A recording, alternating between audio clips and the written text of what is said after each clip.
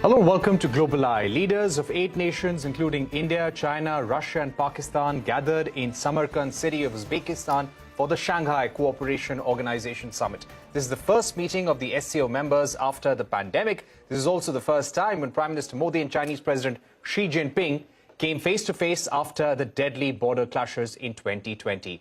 It was also the first time for Russia and China to hold bilateral talks since the Ukraine invasion. China said it will work together with Russia to become great global powers and inject stability and positive energy into a chaotic world. The Russian president thanked China for taking a balanced approach on the Ukraine invasion. Speaking at the summit, Prime Minister Modi said he wants to transform India into a manufacturing hub. There was no bilateral between Prime Minister Modi and President Xi Jinping. However, China supported India as a host country for next year's SCO summit. We're now joined by Ambassador K.C. Singh, former diplomat and strategic affairs expert, Brahma Chellaney also with us, and we have with us Ash Jain from the Atlantic Council. Thank you very much, gentlemen, for joining us. Brahma Chellaney, if I can begin with you, give us a sense of how you read the big message coming from the SCO summit, especially from the meeting between President Putin and President Xi. China saying that it wants to make great efforts with Russia to play the role of great powers in guiding the world in this chaotic atmosphere. The big message coming from the Putin-Xi meeting first. I think the Xi Jinping-Putin meeting underscores the new global divide, a new global divide between the Western Bloc and the China-Russia axis. In fact, the SCO symbolizes the China-Russia axis. These two countries were the founders of the SCO, though China increasingly has been in the SCO's driving seat. The SCO itself is a very unusual organization. It's a club of autocracies, with India being the sole exception. India is the only established democracy in the SCO. India, therefore, lends value to the SCO. But to answer your question,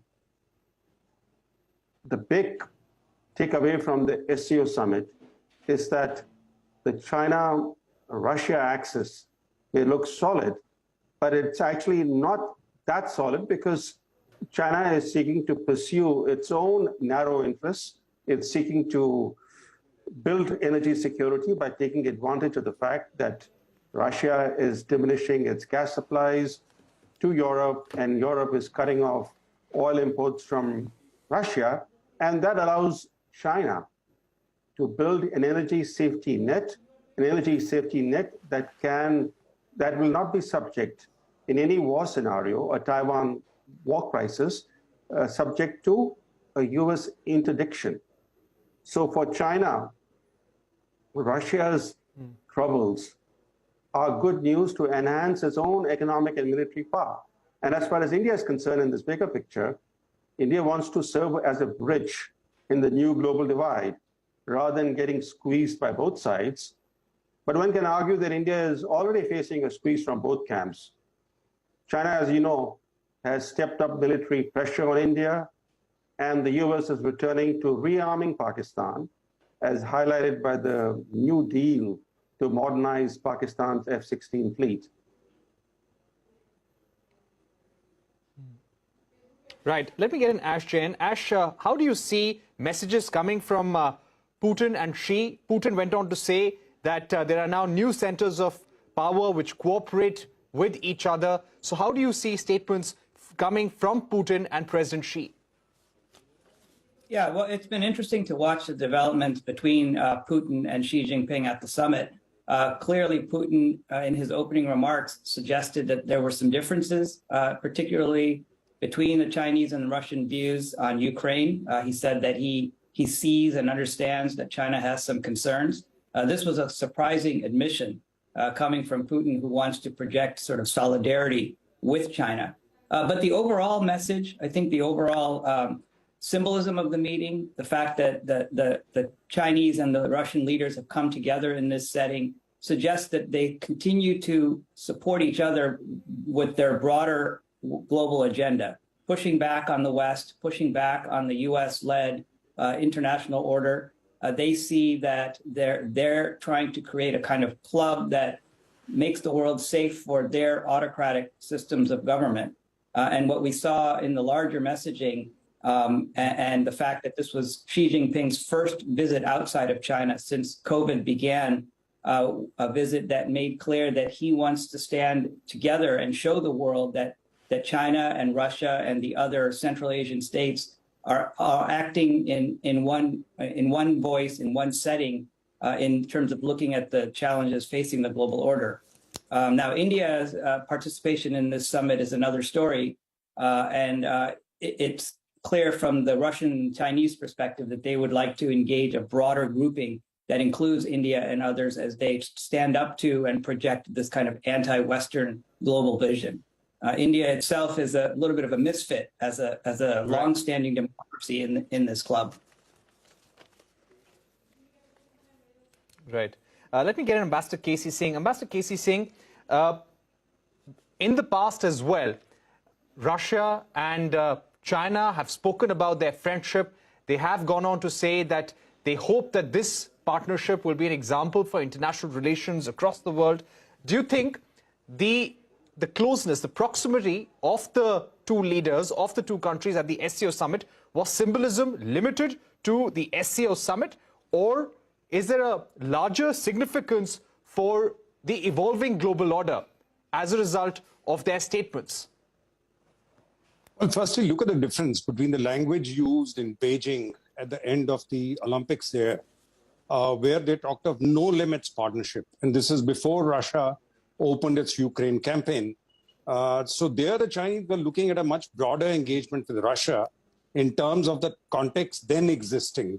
So convergence was taking place. The Chinese, as Mr. Chellaney has put it, were looking for energy security, and that was being provided by Russia turning away from the West and diversifying, and therefore reaching out to Chinese and supplying the energy. There's a new pipeline, which is a gas pipeline, which is coming up, which now gains even more importance when Nord Stream, etc., are becoming dysfunctional or non-functional. Particularly after December, if Europe is going to scale back completely, then the Russians need new markets. And therefore, China provides an immediate market. Now, the question is, what is India doing? It's always known that the focus would be on Xi Jinping as well as Vladimir Putin, because that's what the world was watching to see. Is it still a no-limits partnership, or it's a conditional partnership? Now, it appears it's a more conditional partnership. China does not want to hazard its relationship with the West. So far has not supplied military equipment, probably is not prepared to. It's willing to give financial assistance indirectly by buying Russian gas and therefore keeping the Russians supplied with foreign exchange. But India comes in because we are the next chair, and therefore the Prime Minister had to be there. And then we'll be able to control the agenda. But even now, the agenda which the Uzbek president had in mind was more energy security, food security. And there seems to be little attention paid to that. All the focus has gone on China and Russia.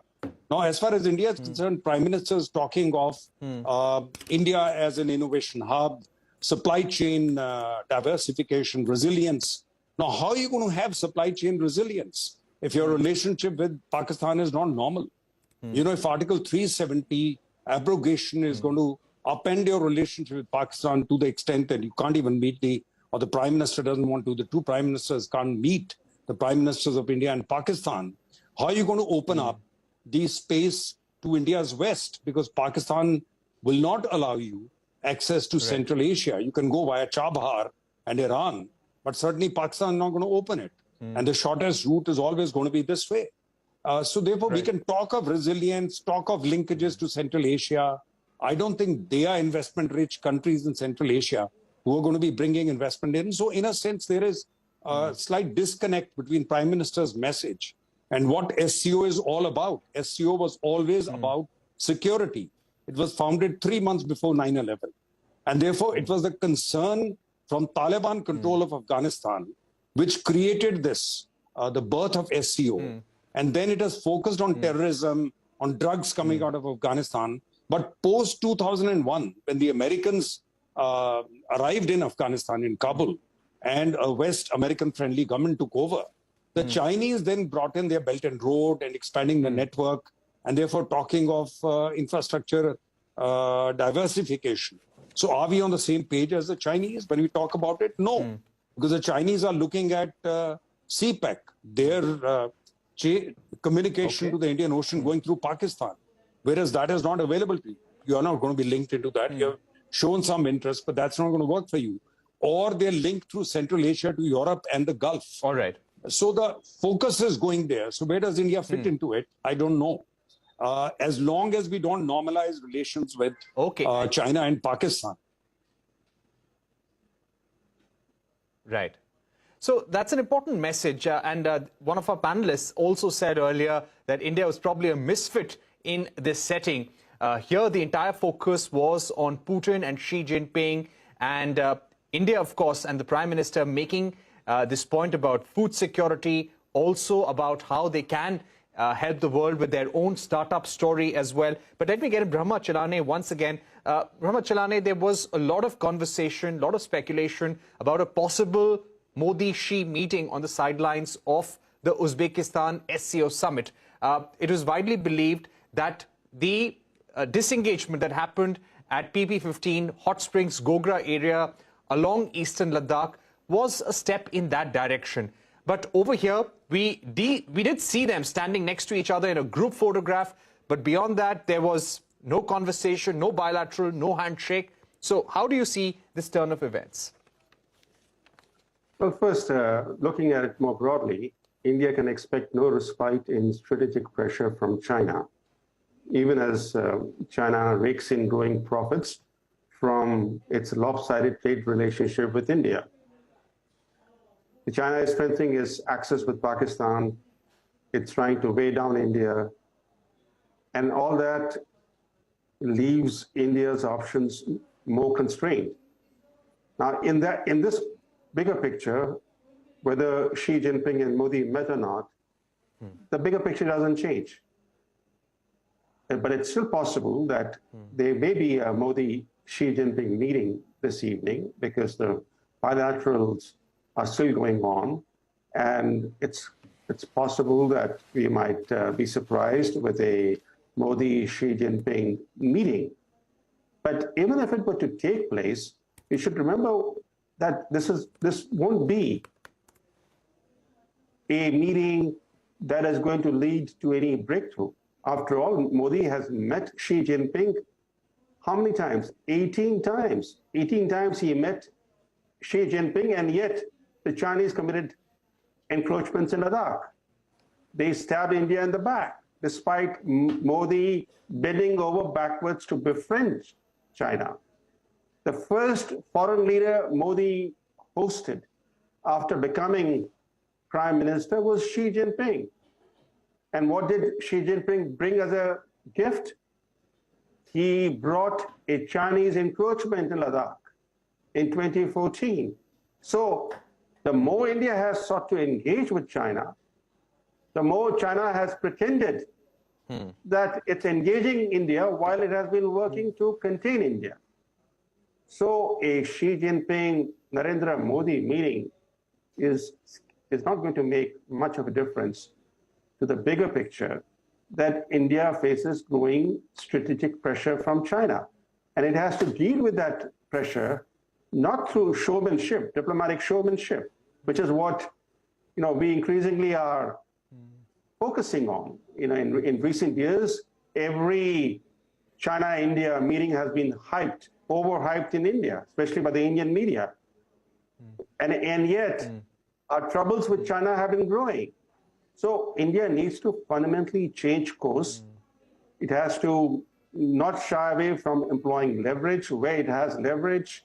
It should use its large market as a powerful source of leverage vis-a-vis major economies like China. It is true that India has been imbibing greater realism, yet, as you know, India remains intrinsically reactive. And without proactive diplomacy and proactive national defense, India will continue to punch far below its weight. Right. Okay, we're going to take a short break on that note, but lots to discuss. You had leaders of Iran, Turkey also on the sidelines of this meeting. There were a number of bilaterals. Let's find out more about that. Let's discuss that in detail after this short break.